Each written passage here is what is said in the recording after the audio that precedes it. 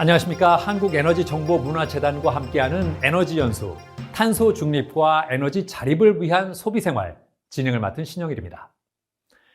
에너지란 경제와 삶의 근간이며 이에 따라 현명한 에너지 믹스가 필요합니다. 어쩌면 개인과는 동떨어진 너무 큰 이야기처럼 느껴질지도 모르겠습니다. 그러나 에너지의 변화는 우리 한 명 한 명, 개인의 삶에서도 얼마든지 참여할 수 있는 생활의 문제입니다. 우리가 일상에서 실천할 수 있는 에너지 생활을 살펴보겠습니다. 에너지를 줄이는 순환 경제. 탄소 감축 시대를 맞아서 사람들의 입에 오르내리는 단어가 있습니다. 바로 순환 경제인데요. 순환 경제는 절약과 재활용을 키워드로 하는 친환경 경제 모델입니다. 자원을 채취하고 대량 생산해서 소비한 뒤 버리고 끝나는 선형 경제 모델과는 반대되는 개념이죠. 자, 그럼 조금 더 자세히 알아보겠습니다. 순환 경제란 단순히 쓰레기를 줄이는 것이 아니라 자원 사용부터 제품 설계, 공정, 에너지 등 생산과 소비의 모든 단계에서 환경의 영향을 생각해 자원을 효율적으로 사용하고 재활용을 고려하는 것입니다. 친환경 공정 개발, 원료의 재활용 및 재사용, 폐기물을 이용한 재생제품 생산, 에너지 투입 최소화 등이 이에 해당됩니다. 사실 우리가 무심코 사용하는 물건에는 우리가 모르는 과정이 너무나도 많이 포함되어 있습니다. 자연 자원으로부터 재료를 추출해서 이를 다양한 공정을 거쳐 소재로 가공하죠. 소재는 다시 공장으로 옮겨져 생산 라인에 투입되고 제품으로 완성됩니다. 이렇게 완성된 제품은 바로 소비자에게 전달되는 것이 아니라 별도의 포장을 거쳐 각지에 운송되고 여러 가지 마케팅과 함께 하고 나서야 비로소 소비자의 선택을 받을 수 있죠. 우리는 이 과정에서 사용되는 많은 양의 에너지와 자원에 대해서 깊이 생각하지 않습니다. 순환 경제는 이러한 선형 구조의 폐해를 극복할 수 있는 대안입니다. 우리나라에서는 2017년부터 순환 경제에 대한 관심이 높아졌는데요. 바로 중국발 쓰레기 대란 때문이었습니다. 2017년 7월, 세계에서 가장 큰 쓰레기 수입국이었던 중국이 환경보호와 보건위생을 위해 플라스틱, 비닐, 섬유, 금속 등 24개 품목의 재활용 쓰레기를 수입하지 않겠다고 선언했습니다. 이에 우리를 포함하여 유럽과 미국 등 세계 각국이 재활용 쓰레기 처리에 비상이 걸렸습니다. 수톤에 달하는 재활용 쓰레기가 쌓였지만 마땅한 대안이 없었습니다. 이 문제를 해결할 돌파구로 자원순환을 강조하는 순환 경제가 주목받게 된 것입니다. 순환 경제 실현의 가장 적극적인 지역은 유럽연합입니다. 2014년 순환 경제 패키지라는 정책을 발표하며 순환 경제로의 전환을 꾀하기 시작했습니다. 2020년 3월에는 새로운 순환 경제 액션 플랜을 발표하면서 원자재 사용 절약, 재사용 및 재활용 촉진 등 상품의 지속 가능성을 확대할 것을 제시하기도 했죠. 일회용 플라스틱을 규제하고 2030년까지 유럽 내의 모든 포장재를 재사용 가능하거나 재활용 가능하도록 하는 방안도 마련했습니다. 국가뿐 아니라 기업도 순환 경제에 적극적으로 동참하고 있습니다. 재활용이 비교적 쉬운 의류 산업이 가장 적극적인데요. 한 스포츠 기업에서는 100% 재활용 가능한 소재로 만든 신발을 판매하기도 했죠. 밑창부터 신발끈까지 재활용 가능한 단일 소재로 만든 데다 접착제도 사용하지 않아 폐기물이 발생하지 않는다고 하네요. 한때 패스트 패션이 주도하던 의류 시장에도 변화가 나타나고 있습니다. 패스트 패션은 값싼 소재로 저렴하게 만들되 최신 유행을 짧은 주기로 추정하는 패션을 말합니다. 유행에 맞춰 싼 옷을 자주 사입자는 개념이죠. 그러나 패스트 패션은 의류 쓰레기의 양도 급격히 늘어나는 문제가 있었죠. 유엔 환경계획에 따르면 의류 생산은 전 세계 온실가스 배출량의 10%나 된다고 하니 결코 적은 양이 아닙니다. 그래서 요즘은 컨셔스 패션이 주목받고 있습니다. 윤리적인 가치를 지향한다는 의미에서 의식적인이라는 수식어를 붙인 것이죠. 대표적인 사례가 폐기물을 이용한 패션 브랜드의 부상입니다. 스위스의 프라이탁은 자전거 바퀴의 튜브, 자동차 안전벨트와 에어백 같은 재료를 재활용해 가방을 만듭니다. 네덜란드의 쿠이츠의 경우 오가닉 섬유와 재활용 페트병으로 만든 원단 등을 활용하죠. 이런 브랜드는 젊은이들에게 힙한 것, 세련된 것이라는 이미지를 얻으며 무섭게 성장했습니다. 때로는 제품에 특별한 의미를 담아내기도 합니다. 어딘가에서 사용된 소재를 활용하는 재활용 제품만의 강점이죠. 국내 기업인 119레오는 소방관의 목숨을 지켜주는 방화복을 이용해서 제품을 만듭니다. 방화복은 불에 강할 뿐 아니라 생활 방수도 되고 칼처럼 날카로운 것에도 쉽게 찢어지지 않는 튼튼한 섬유로 제작합니다. 다만 구조 연장 사용 기간이 3년밖에 되지 않아서 매년 70톤이나 되는 소방복이 버려진다고 합니다. 119레오는 이렇게 버려지는 폐방화복을 이용해서 멋진 가방을 만들고 있습니다. 이러한 업사이클링 제품들은 얼핏 보면 그냥 재활용처럼 보입니다. 그러나 수거된 재활용품을 분해해서 재구성하는 일반적인 재활용과는 달리 기존의 소재 특성을 그대로 활용하는 경우가 많습니다. 디자인을 다시 해서 가치를 부여하는 개념이죠. 따라서 재활용보다 에너지 소모가 훨씬 적다는 점에서 탄소 감축에 크게 기여합니다. 보다 적극적인 접근 방법도 있습니다. 기존의 재활용과 비슷하게 소재를 가공하여 제품을 만들더라도 생산 과정의 가치 사슬을 재설계하면 각별한 의미와 가치를 담아낼 수도 있죠. 대표적인 곳이 데이팩이라는 가방 업체입니다. 여기는 폐플라스틱을 분해하고 재합성해서 재생 폴리프로필렌을 만들고 이로부터 리사이클렉스라는 플라스틱 섬유를 생산합니다. 이 실을 이용한 천으로 가방을 만들죠. 데이팩 가방 하나를 만드는 데 드는 폐플라스틱은 2.3kg. 바꿔 말하면 데이팩 가방이 하나 팔릴 때마다 바다의 폐플라스틱이 2.3kg씩 줄어드는 셈입니다. 식품업계에서도 유사한 시도가 이어지고 있습니다. 커피 찌꺼기와 같은 폐기물은 식물성 소재라 다양하게 활용할 수 있음에도 일반 쓰레기로 버려지곤 하는데 이를 건조하고 단단하게 다지면 훌륭한 소재가 됩니다. 인체에 무해하므로 이를 이용해서 식기를 만들 수도 있고 단단하고 단열성이 좋기에 벽돌로 만들 수도 있습니다. 이런 물결에 기존의 스파 브랜드도 변화를 시도하고 있습니다. 스웨덴 스파 브랜드 H&M은 윤리적 섹션을 따로 구성해서 유기농 면, 재생 폴리에스터, 텐셀, 햄프 등의 친환경, 천연 소재로 이루어진 제품을 늘렸습니다. 국내 스파 브랜드도 이에 동참하고 있죠. 국내 패션 업체인 신세계는 텐먼스라는 의류 브랜드를 런칭하기도 했는데요. 텐먼스는 아주 더운 여름과 추운 겨울을 제외하고 10개월 내내 입을 수 있는 옷을 뜻합니다. 텐먼스는 이를 위해 두께감 있는 이중직 소재의 단순한 실루엣으로 범용적인 디자인을 만들었습니다. 옷을 오랫동안 입으면 그만큼 버려지는 의류 폐기물도 줄일 수 있겠죠? 아예 재활용할 제품이 덜 나오게 하는 방법도 있습니다. 바로 에코 디자인이죠. 에코 디자인이란 자연 환경을 훼손하지 않고 자연 그대로의 환경에 어울리며 생태적 가치를 담은 디자인을 말하는데요. 최근에는 과학기술적인 의미를 더해서 탄소 배출량을 최소화하자는 디자인을 뜻하기도 합니다. 흔히 볼 수 있는 사례가 라벨을 제거한 페트병입니다. 페트병은 재활용하기 좋은 소재긴 하지만 겉면의 포장지를 분리하는 공정이 반드시 필요한데요. 병의 라벨을 제거하는 대신 양각으로 제품명을 새겨서 생산하는 곳이 있죠. 포장 방법에 따라서도 탄소 배출량을 줄일 수 있습니다. 음료수병에 음료를 넣고 뚜껑을 봉입하기 전 소량의 액체 질소를 주입하는 방법인데요. 액체 질소가 기체로 바뀌면서 병이 찌그러지지 않게 압력을 제공하고 대신 병의 두께를 얇게 하는 것입니다. 이처럼 다양한 방법으로 우리가 사용하고 남은 것을 버리지 않고 다시 사용함으로써 에너지 효율을 높일 수 있습니다. 에너지를 줄이는 소비 생활. 버려지는 자원을 다시 활용하는 것도 중요하지만 일상에서 에너지를 효율적으로 쓸 수 있도록 제품을 잘 고르는 것도 중요합니다. 특히 요즘은 발달된 기술 덕분에 에너지를 적게 쓰는 생활에 도움이 되는 제품이 많은데요. 이런 제품을 이용해서 우리 생활을 어떻게 고효율로 바꿀 수 있을지 지금부터 살펴보겠습니다.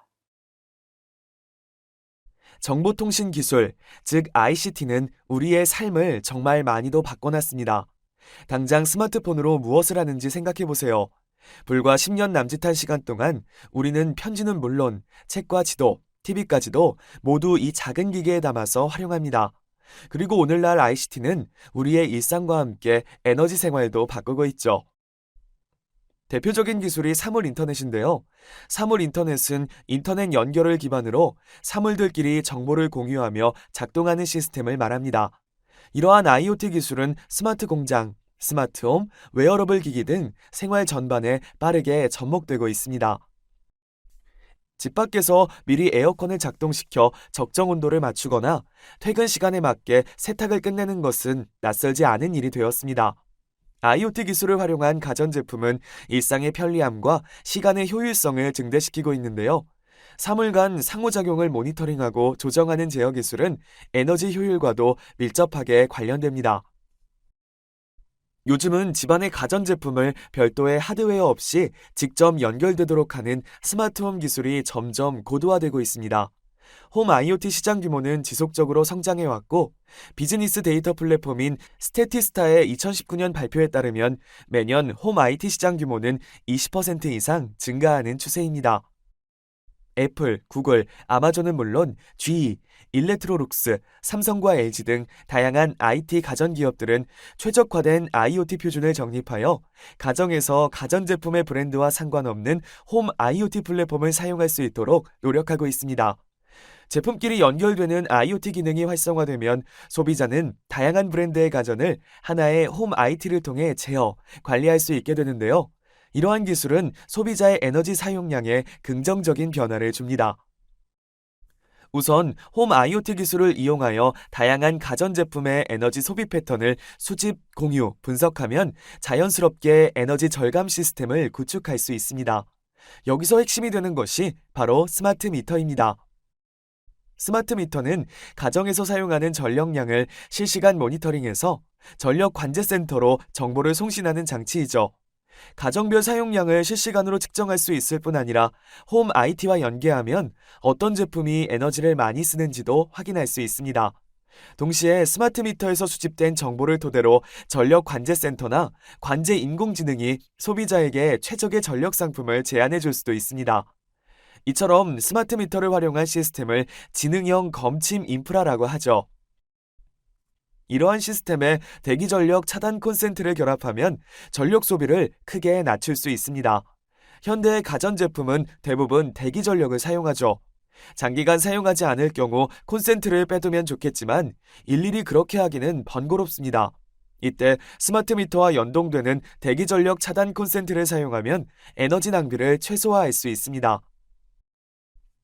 최근에는 IT 기업들도 홈 IoT 기반 서비스 시장에 적극적으로 참여하고 있는데요. 애플의 홈킷, 구글의 구글 홈, 아마존 알렉사 등이 대표적입니다. 이들 기업은 홈 IoT 플랫폼을 통해 가정의 전자제품을 제어할 수 있는 환경을 제공합니다. AI 기반 맞춤 서비스 제공으로 소비자는 에너지 관리를 최적화할 수 있습니다. 국내 통신사들도 IoT 기술을 접목한 서비스를 제공하는데 소비자는 앱을 통해 전기요금을 확인할 수 있고 스마트 플러그와 같은 제품이 함께 제공되어 가정의 전력과 함께 통합 관리할 수 있습니다. 장시간 외출하더라도 정수기처럼 뜨거운 물을 계속 데우고 있는 전자제품은 불필요한 에너지를 사용하는 경우가 많은데요. 소비자는 앱을 통해 안 쓰는 전자제품의 전력을 차단할 수 있어 전기요금 절약이 가능합니다. 가정과 전력망, 스마트 기기를 연동하면 더 많은 일이 가능합니다. 요즘 가전에는 통신 모듈이 탑재되어 있으며 스마트 기기를 리모컨 삼아 여러 기기를 자동화되도록 설정할 수 있습니다. 제품별 절약 모드도 있어서 전력 사용량을 제공받은 소비자가 목표치를 설정해두면 목표치 초과가 예상될 경우 자동으로 절전 모드가 작동되어 월간 사용 전력량을 줄일 수도 있죠. 이는 노진 구간을 손쉽게 관리할 수 있게 하여 에너지 지출을 줄이는 데 기여합니다. 최근 국제가전 박람회도 이러한 트렌드를 반영하여 에너지 절약형 제품들이 많이 선보입니다. 집 전체에 전력을 공급할 수 있을 만큼 넉넉한 용량의 가정용 배터리나 외부 공기를 이용해 집안을 냉난방하는 히트펌프 시스템이 대표적이죠. 이러한 제품과 시스템은 하나의 대시보드나 스마트 기기에서 모두 제어하고 관리할 수 있습니다. 예컨대 독일의 보쉬에서 선보인 라디에이터처럼 실내 온도 조절기와 연동하여 작동 플랜을 설계할 수도 있고 독일의 가전사 밀레처럼 자사의 주방 가전과 생활 가전에서 소비되는 물과 전력 정보를 통합 모니터링하여 권장 작동 일정을 제시해주기도 합니다. 자동으로 전력 가격이 저렴한 시간에 작동하기도 하죠. 나아가서는 삼성처럼 여러 가전을 한데 묶고 이용자의 생활 및 사용 패턴을 빅데이터 분석하여 가장 효율적인 방식으로 자동화하는 기술도 도입되고 있습니다. 이러한 변화는 가정에서 에너지 소비를 줄이는데 크게 기여합니다. 나아가서는 아예 소비의 형식 자체가 바뀌려는 조짐도 보이고 있죠. 바로 구독 경제입니다. 코로나19를 계기로 다양한 구독 서비스가 탄생해서 운영되고 있습니다. 이들은 플랫폼 사업의 일종으로 플랫폼 독점에 따른 폐해 등이 지적되고 있기는 하지만 적어도 실무를 다루는 분야에서 구독 경제는 탄소 배출을 줄이는데 분명한 기여를 하고 있습니다. 구독 경제의 성장을 이해하려면 먼저 라이프 스타일의 변화를 이해할 필요가 있습니다. 과거에는 열심히 일해서 필요한 물건을 소유하는 것이 중요하게 여겨졌습니다. 근면한 노동은 자연스레 가족을 위한 집, 휴일에 여행을 가기 위한 자동차, 유행하는 옷과 가방, 좋아하는 문화상품을 사고 전시하는 것과 연결됐습니다. 그러나 고도성장기가 끝나면서 안정적인 직장과 고소득, 4인 가족이라는 과거의 라이프 사이클은 점점 사라지고 있습니다. 오늘날에는 1인 가구를 포함해 다양한 가구 형태를 보이며 평생 직장보다는 자신과 맞는 직장이 있다면 언제든지 이직하는 경향을 보입니다. 자연히 주거와 수입이 유동적인 경우가 많아지고 안정적인 미래 수입을 바탕으로 빚을 내 소유를 고집하기보다는 현재의 경험이 중요해집니다. 제품을 소유하고 과시하기보다는 합리적인 가격으로 얻을 수 있는 다양한 경험을 선호하며 영구적 소유보다는 서비스에 대한 수요와 사용하는 권리에 관심을 둔다는 사실을 알 수 있습니다. 생산과 유통, 소비가 구독 경제로 전환되는 흐름은 엄청난 이득을 품고 있습니다. 생산자와 소비자, 그리고 환경이 모두 이득을 얻는 윈윈윈 경제이기 때문입니다. 이런 장점은 기본적으로 구독 경제가 소유라는 자칫 과잉으로 흐를 수 있는 생활 방식에서 벗어난 자원 절약형 소비라는 사실에 기인합니다. 구독 경제는 개인의 소유를 공유하기보다 기업과 같은 집단의 소유를 공유합니다. 집단이 대규모로 소유해 규모의 경제를 실현함으로써 비용을 낮추는 한편 수많은 구독자의 소비를 하나의 시스템 안에서 효율적으로 조절함으로써 자원을 아낄 수 있습니다. 소비자 입장에서도 필요한 재화에 대해 원하는 시간만큼만 비용을 지불하면 되니 훨씬 경제적입니다. 커피 3잔 값이면 한 달 동안 집에서 편하게 원하는 영화를 마음껏 볼 수 있고 한 달에 20만 원 이내의 지출로도 필요할 때 자동차를 이용할 수 있는 비결이 여기에 있습니다. 소비자는 굳이 무엇인가를 소유해서 사용하지 않는 동안에도 추가적으로 계속 비용을 지불할 필요가 없는 것입니다. 한편으로 구독 경제의 진정한 가치는 자원 효율성보다도 경제 활동에 개인의 가치관이 개입할 여지가 커진다는 점에 있습니다. 일반적으로 구독 경제에서는 소비자의 경험에 대해서만 비용을 지불하니 기업과 소비자의 관계가 더 지속적입니다. 예를 들어 영화를 블루레이 디스크로 판매한다면 소비자가 구매하는 시점에서 기업과 소비자의 관계가 끝나지만 넷플릭스나 왓챠와 같은 구독형 서비스로 공급한다면 기업과 소비자는 계약 기간 동안 지속적으로 관계를 유지합니다. 소유에 비해 구독은 비용이 적게 드니 소비자가 공급자를 갈아타기도 수월합니다. 자연히 기업은 소비자의 가치관이나 의견에 더 민감해질 수밖에 없습니다. 단순히 재화의 성능과 가격으로만 구매를 결정하는 것이 아니라 기업의 ESG 요소에 민감하게 반응하는 것입니다. 물론 기업 입장에서도 ESG 평가를 쉽게 높일 수 있으니 자본시장에서 유리한 입장에 설 수 있기도 하죠. 에너지를 줄이는 식생활. 에너지 믹스 변화와 탄소 감축에 따라서 개인의 일상적인 에너지 생활에도 많은 변화가 예고됩니다. 심지어는 오랜 시간 이어져 온 소유 기반의 소비 행태가 변화할 조짐도 있죠. 이러한 변화는 이전과는 완전히 다른 에너지 환경을 예고합니다. 여기에 더해서 우리가 살아가려면 늘 해야 하는 활동, 식생활에도 큰 변화가 나타날 수 있습니다. 우리의 식은 어떻게 바뀔까요? 푸드 마일리지라는 말이 있습니다. 식품이 생산지에서 소비자의 식탁에 오르기까지의 이동거리를 말합니다. 우리 밥상에 오르는 식품들은 저마다 먼 거리를 여행합니다. 가까이는 우리 고장의 밭에서 재배한 고추나 버섯도 있고 멀리는 강원도 대관령에서 재배된 배추로 만든 김치도 있습니다. 한라봉이나 레드향 같은 감귤류는 바다 건너 제주도에서 오기도 하죠. 아보카도나 바나나처럼 우리나라에서 재배할 수 없는 식품은 아예 지구 반대편에서 오기도 합니다. 평범한 밥상이 세계 여행의 현장이 되는 셈입니다. 푸드 마일리지는 우리의 식생활이 왜 에너지, 탄소와 깊은 연관이 있는지 보여줍니다.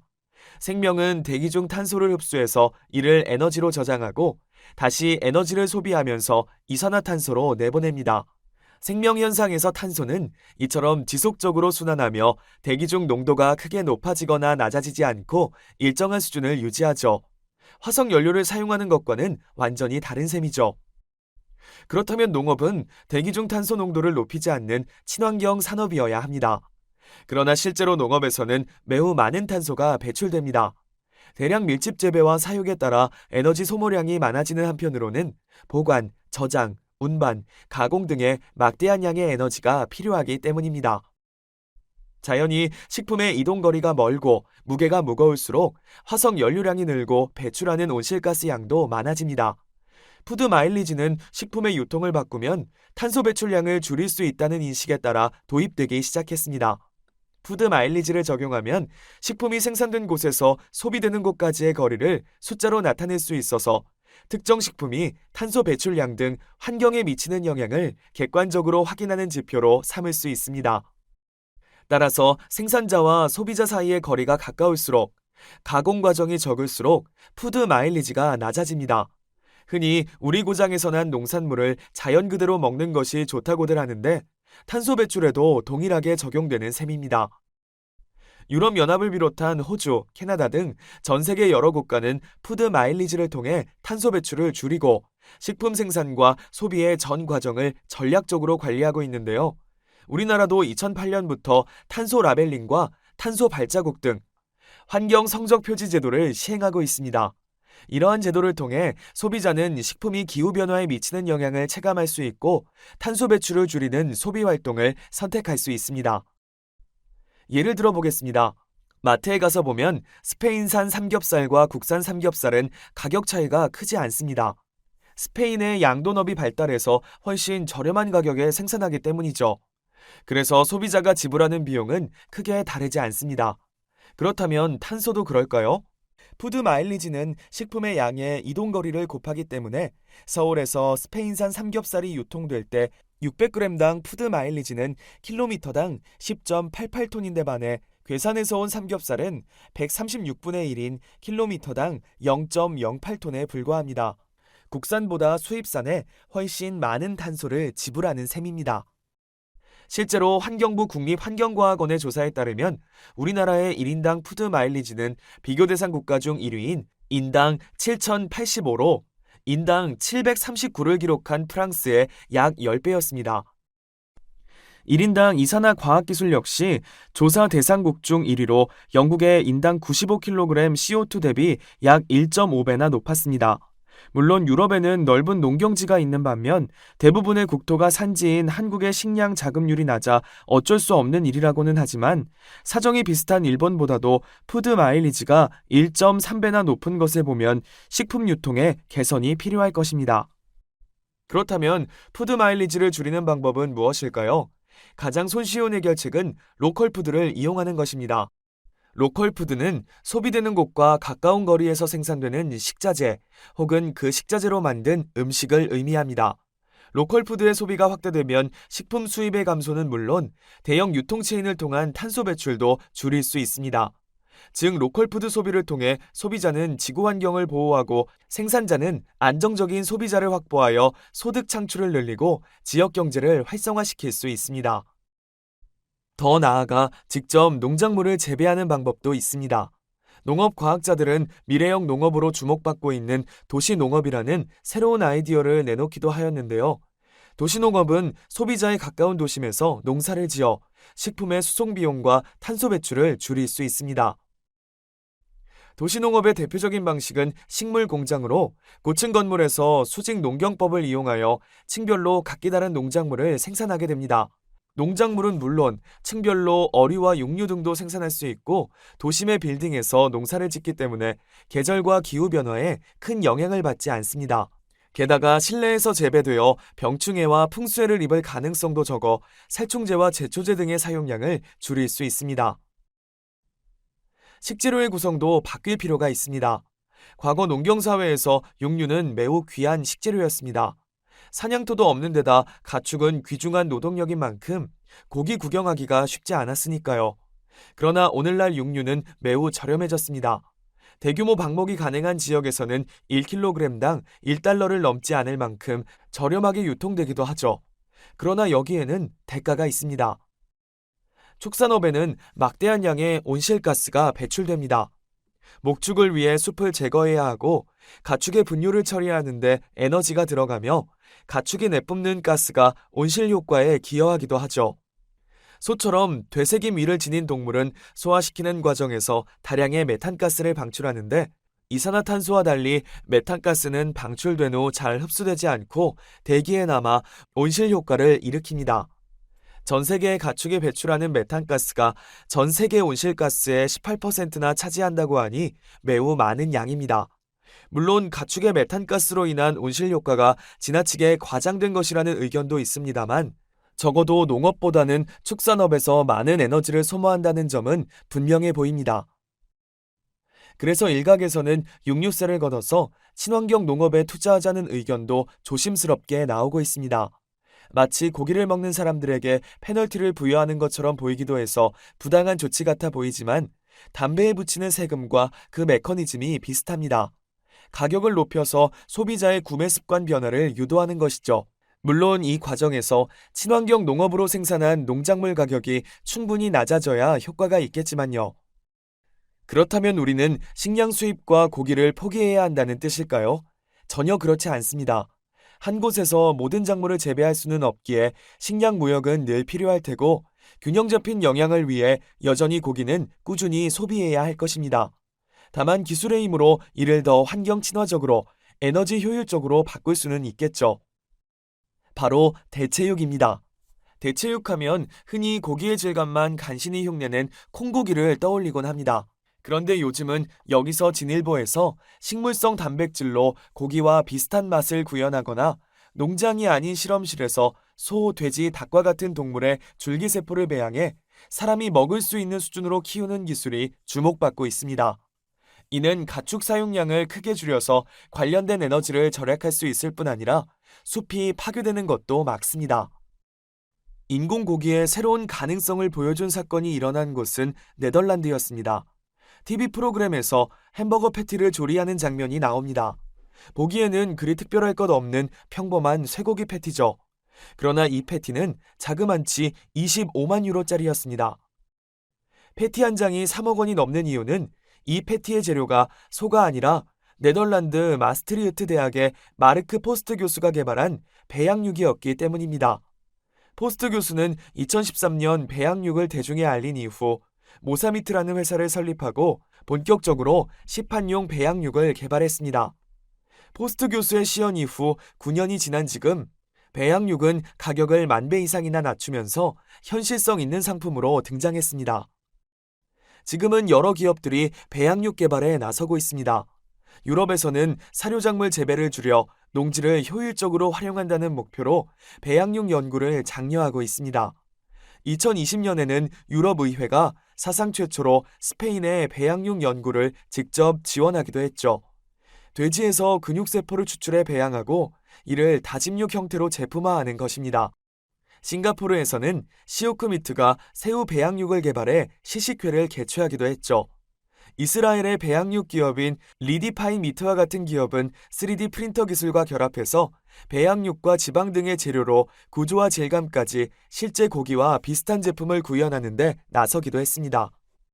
이처럼 다양한 움직임이 있지만 배양육이나 대체육 시장은 아직 본격적으로 열리지 않았습니다. 개화하기까지 넘어야 할 산이 많기 때문입니다.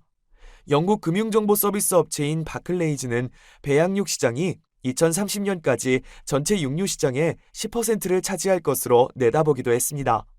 앞으로는 배양육과 대체육을 마치 어묵처럼 실제 육류 대신 소비할지도 모를 일입니다. 이러한 노력이 하나하나 쌓여서 우리의 의식주와 생활 습관이 바뀌면 환경과 산업, 그리고 우리의 삶도 지속 가능하게 유지될 수 있을 것입니다. 에너지 믹스 변화와 에너지 효율 개선에는 개인과 기업, 정부 각자의 의식적인 노력과 행동의 변화가 필요합니다. 지금 여기서 여러분이 시작하고 학생들과 자녀들에게 전해준 변화가 지구의 환경 전체를 바꿀 수도 있습니다. 개인의 행동 하나하나는 작습니다. 그러나 습관이 된 행동은 그 파괴력이 기하급수적으로 커집니다. 우리의 일상에도 우리나라 전체 에너지 효율과 탄소 배출량을 개선하고 나아가서는 환경을 바꿀 수 있는 힘이 있습니다.